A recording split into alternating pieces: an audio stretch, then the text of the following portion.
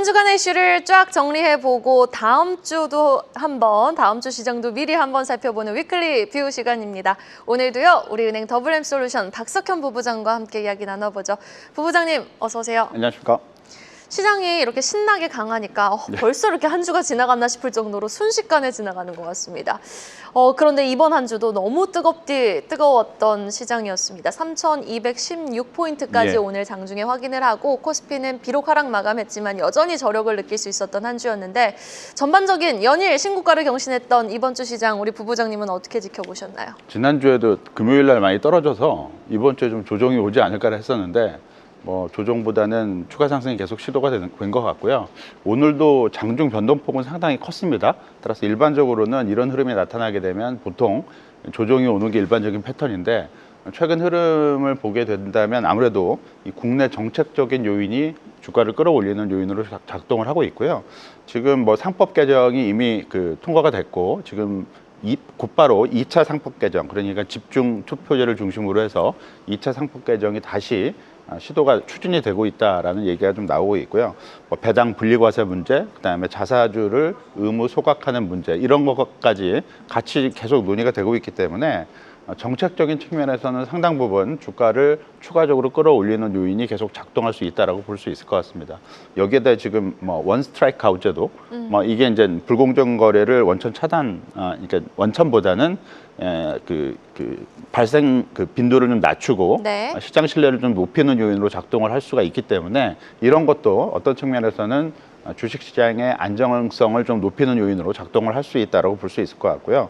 따라서 일단 정책 효과를 기반으로 한 코스피 상승세가 이제까지 이어졌고 앞으로도 당분간은 이어질 가능성이 좀 있지 않을까라고 볼 수 있을 것 같고요. 물론 기술적 부담이 분명히 있기 때문에 이 과열 해소 차원에서의 조정 가능성은 항상 존재한다라고 볼 수 있습니다. 근데 강세장의 어떤 가장 특징적인 부분이 조정 과정이 어떤 기간 조정이 길어지거나 가격 조정 폭이 커지기보다는 장중 조정 패턴으로 나타나는 어떤 특성을 보이기 때문에 최근 시장 흐름이 그렇다라고 볼 수 있을 것 같고요.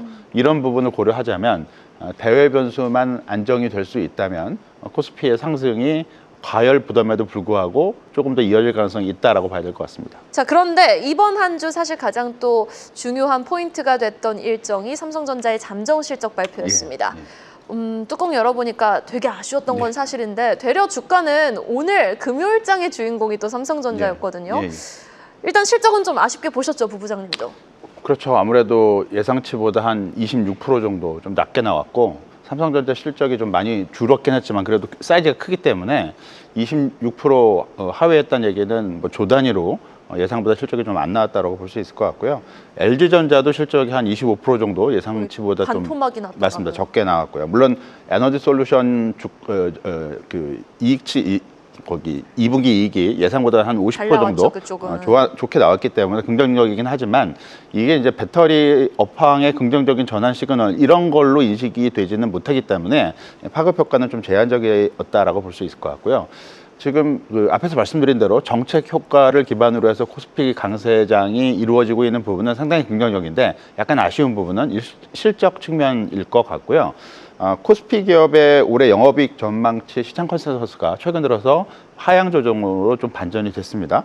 지금 올해 영업이익 전망치가 한 3월 달까지 한 290조 원을 기록하다가 4월 달 그다음에 5월 달 초반에 이게 이제 295조 원까지 상향 조정이 됐었는데 최근 들어와서 이제 하향 조정이 되면서 어제 날짜 그러니까 7월 10일자 기준으로 290조 원을 하회하면서 289조 원까지 조금 떨어져 있는 상태고요.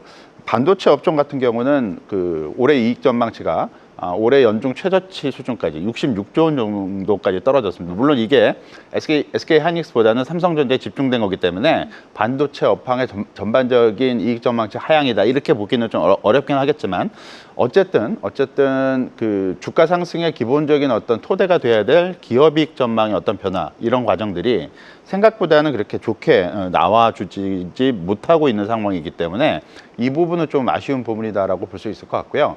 정책 효과만 가지고 주가가 계속 오르기는 분명 힘들기 때문에 지금 약간 부족한 부분, 그러니까 기업이익 전망치의 긍정적인 변화가 아직 확인이 안 되고 있는 부분이 이번 어닝 시즌 기간 중에 좀 반전 모멘텀을 만들 수 있을지 이런 부분들도 앞으로 향후 한 달 동안 확인을 해 나가야 될 어떤 과제가 되지 않을까라고 볼 수 있을 것 같습니다. 네, 되려 근데 저는 눈높이가 좀 낮아졌다는 것은 오히려 좀 나은 것 같아요. 눈높이가 너무 높아진 상황이면 그 이상을 해야 되기 때문에 좀 부담스럽거든요. 그런데 오늘 또 11일이니까 10일까지 수출입 데이터가 나와서 뚜껑을 열어보니 반도체 자동차 좋았거든요. 그러면 3분기에는 뭐 지금 레거시 가격 반등 전망까지 나오고 있는 상황 속에서 반도체 우리가 너무 많이 또 걱정을 하는 거는 좀 기우 아닐까요? 그렇죠. 일단 말씀해 주셨던 대로 실적이 생각보다는 3분기에 좋게 나올 가능성이 충분히 있고요. 삼성전자도 지금 2분기 영업이익이 상당히 좀 낮게 나왔는데 3분기에는 대부분 다 삼성전자의 영업이익이 큰 폭의 어떤 회복을 보일 수 있을 것이다라고 예측을 하고 있고 이런 부분들은 3분기 실적이 2분기 대비로는 긍정적인 어떤 결과를 보일 수 있을 것으로 기대가 되고 있는데 중요한 점은 아무래도 이제 컨센서스 변화가 위로 변하느냐 아니면 아래로 변하느냐 이 부분을 좀 관심을 가져야 되기 때문에 지금 나타나고 있는 약간 밑으로 하향 조정 쪽으로 변하고 있는 부분들은 이번 어닝 시즌 기간 중에 다시 상향 조정 쪽으로 변하는 과정을 좀 확인할 수 있을 필요성은 있을 것 같습니다. 네, 알겠습니다. 자, 그렇다면 다음 주 우리 부부장님은 어떤 주요 일정을 좀 주목하시는지 캘린더를 통해 한번 확인을 해보도록 하겠습니다. 다음 주에는 어떤 이벤트 가장 좀 주목해서 지켜보고 계세요? 아무래도 15일 날 뭐 중요 이벤트들이 뭐 발표가 되는 것 같습니다. 다 몰려 있네요. 예, 맞습니다. 한국 시간으로 15일 날 밤 한 9시 반 정도에 미국 6월달 소비자 물가 지수가 이제 발표가 되게 되고요. 네. 그리고 같은 날이죠. 같은 날 미국 어닝 시즌이 본격적으로 개막을 하게 됩니다. 은행주 주요 은행들 실적이 이날 한 세 개 업체의 실적이 발표될 예정입니다. 금리 실적으로 좀 요약해 볼 수 있는 다음 주인 것 맞습니다. 같은데 예. CPI부터 한번 뜯어보죠. 어느 수준 예상되고 있습니까? 예, 6월달 미국 CPI 이게 소비자 물가 지수죠. 그러니까 전년 동월 대비 기준으로 한 2.6% 정도 올랐을 것으로 예상이 되고 있는데 지금 2개월 연속 반등이고 한 4개월 만에 가장 높은 수준이라고 볼 수가 있을 것 같습니다. 물론 레벨 자체가 아직까지 그렇게 높지 않기 때문에 지금 미국 시장에서 기대가 되고 있는 디스인플레이션 그러니까 물가 상승률이 점진적으로 둔화되고 안정화되는 과정이죠.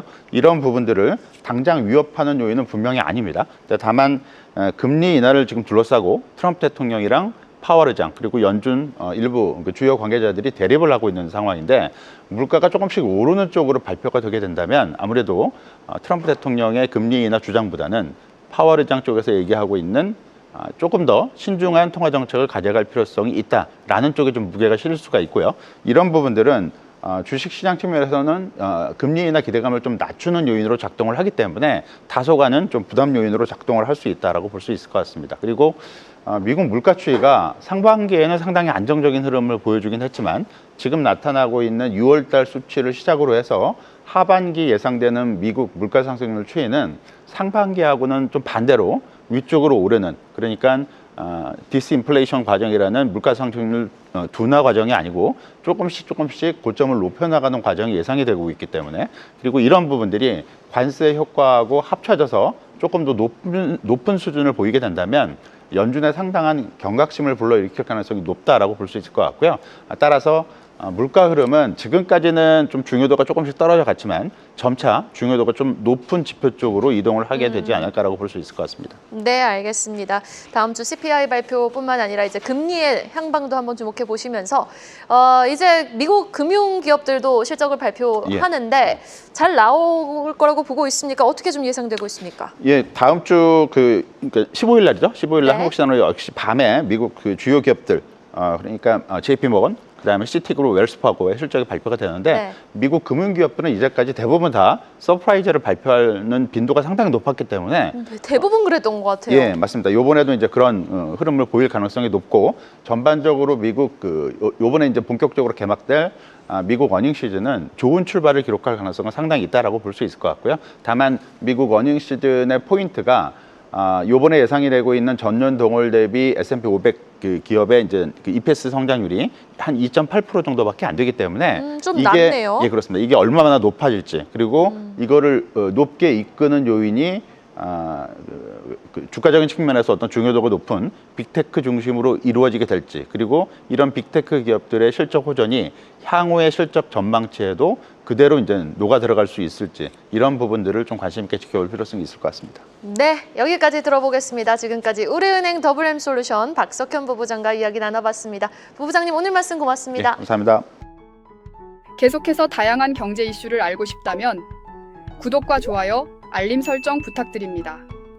AI 캐스터 권미정이었습니다.